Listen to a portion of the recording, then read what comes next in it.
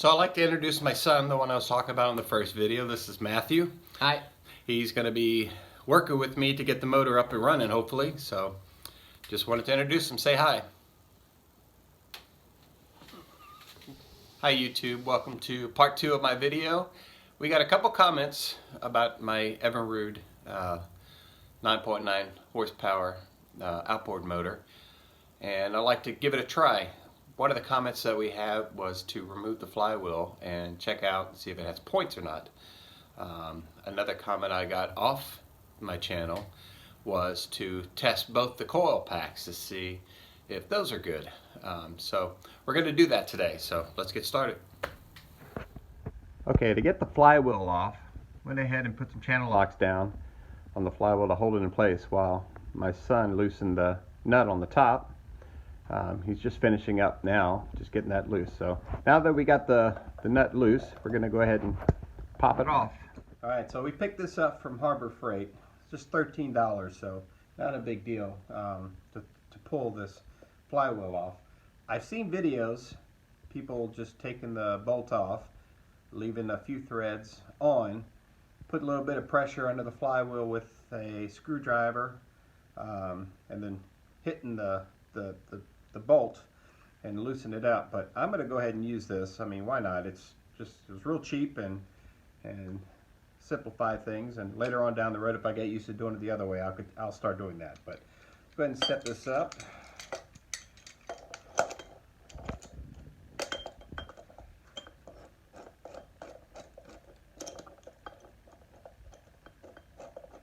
Okay, I want to make sure I'm not pinching any wires underneath the flywheel.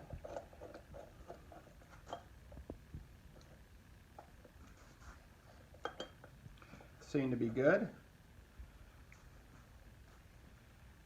And I'll just tighten this down a little bit. It'll pop right out.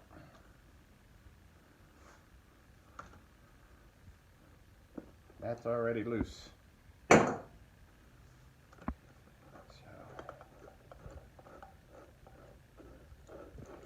I did try it with the screwdriver and hammer a little bit, so that might actually got it loosened up a little bit, because that was pretty simple and it didn't pop.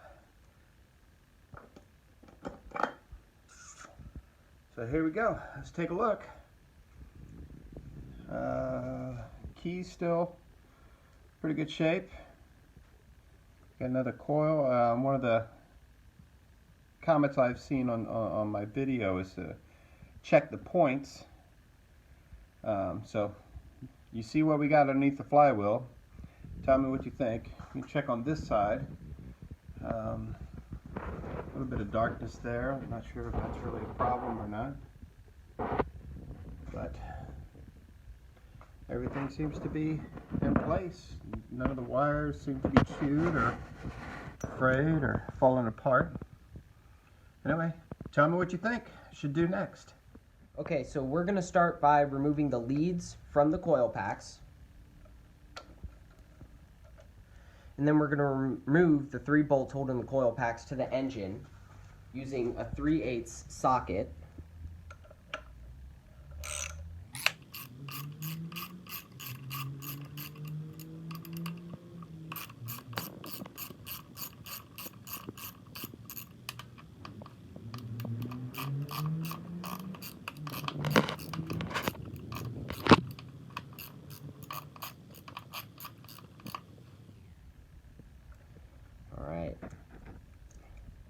I'm going to take these, I'm going to put them up here so I don't lose them.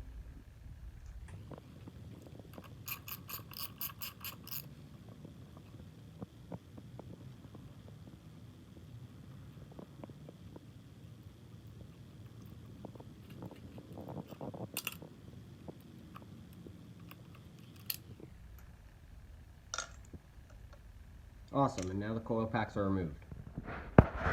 Okay, now that we got the coil packs out, we're going to go ahead and test them out. First, we're going to give them a look over. You can see the part number on the front of the coil pack, and they're both the same for both. So just over the bottom, looks pretty good. There's no bubbling or leaking. A little bit of rust on the ground terminals, but there's no physical cracks or anything noticeable. So let's take a look at number 2. And about the same shape. There's no cracks, no bubbling or leaking out the bottom, or any obvious damage. A little bit of corrosion on the ground. We'll clean those up, but I don't think that's enough to affect any testing. So we'll go ahead and test this up. We'll go ahead and switch the voltmeter to ohms and bring it up to, I think it's about 40K, and start our testing from there.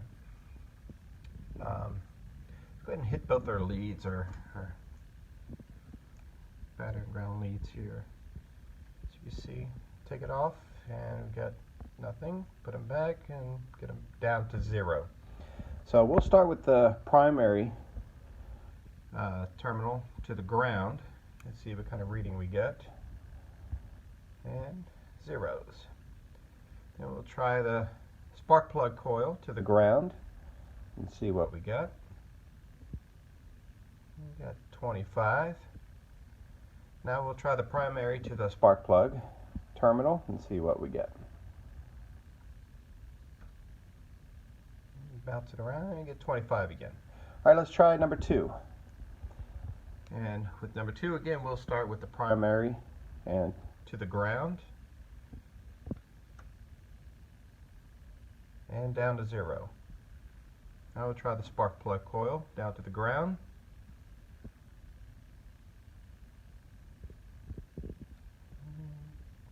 $24, $25. Alright. Primary to the spark plug coil. And 25. Bring that ground, the black wire, around so it doesn't look like you're touching them together on accident. We'll try this side. And get 25. Alright, so there you have it. I'm not really sure what's good or bad. I have an idea, just doing a little bit of research, but I want to leave it up to you guys to tell me, what do you think about these coils? Should I keep them or purchase new ones?